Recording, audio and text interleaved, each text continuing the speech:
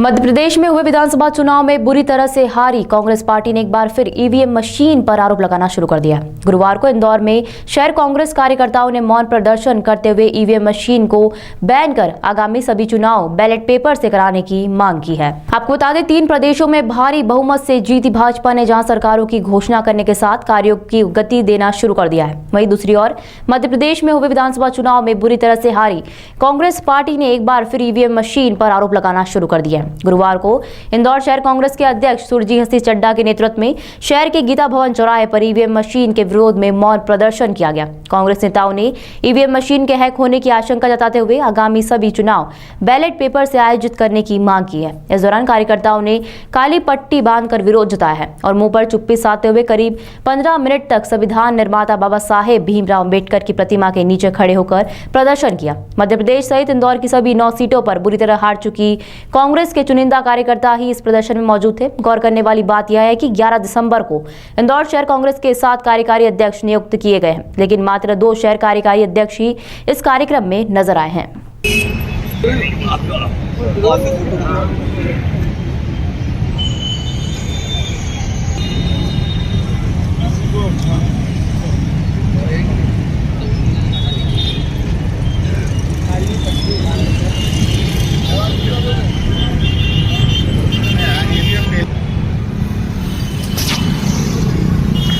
अरे मुंह पे उंगली रखवा लेके ना, मुंह पे उंगली रख लो, एक हाथ से मुंह पे उंगली रख लो।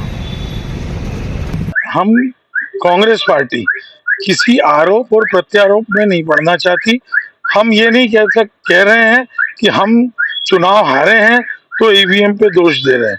हम तो ये व्यवस्था चाहते हैं चुनाव आयोग से कि जिस देश ने ये मशीन बनाई है, ये गैजेट है।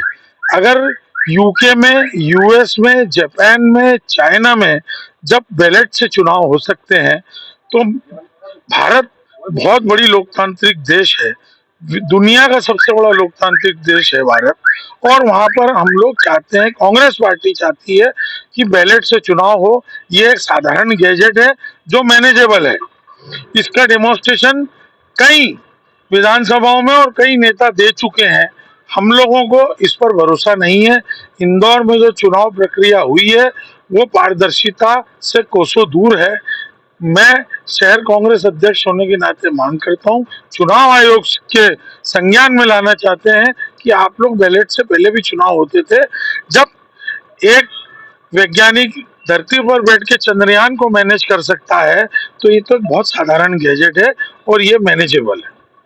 इंदौर शहर कांग्रेस कमेटी के प्रभारी श्री महेंद्र जोशी जी, शहर कांग्रेस के अध्यक्ष श्री सुरजीत सिंह चड्ढा जी के मार्गदर्शन में इंदौर शहर कांग्रेस कमेटी द्वारा लोकसभा चुनाव सहित सभी चुनाव बैलेट पेपर पर कराए जाने की मांग को लेकर आज संविधान निर्माता भीमराव अम्बेडकर जी की प्रतिमा के समक्ष सर पर काली पट्टी बांधकर मौन प्रदर्शन किया गया और चुनाव आयोग से मांग की गई है कि सभी चुनाव बैलेट पेपर पर कराए जाएं, क्योंकि जिस देशों ने इस मशीनों का आविष्कार किया था, चाहे अमेरिका हो, फ्रांस हो, कई देश है, न्यूयॉर्क हो, इन सभी देशों ने ईवीएम मशीन पर चुनाव कराना बंद कर दिए क्योंकि ईवीएम मशीन में गड़बड़ी होती है।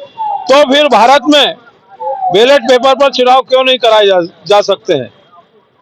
मध्य प्रदेश में 199 सीटों पर बैलेट पेपर पर जो डाक मत पत्र डाले गए थे, 199 सीटों पर कांग्रेस जीती।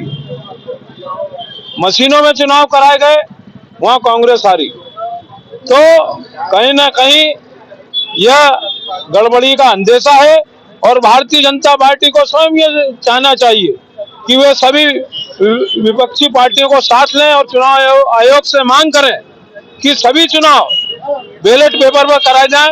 साथ ही हमारी यह भी मांग है कि सरकार अपनी निष्पक्षता दिखाने के लिए सुप्रीम कोर्ट के माध्यम से एक समिति बनाए जिसमें सरकार और विपक्षी दल के सदस्य उसमें शामिल किए जाएं और सुप्रीम कोर्ट के अधीन मशीनों को खुलवाया जाए और उनकी जांच कराई जाए। दूध का दूध और पानी का पानी हो जाएगा। मैं देवेंद्र सिंह यादव, इंदौर शहर कांग्रेस कमेटी कारवाक अध्यक्ष इंदौर।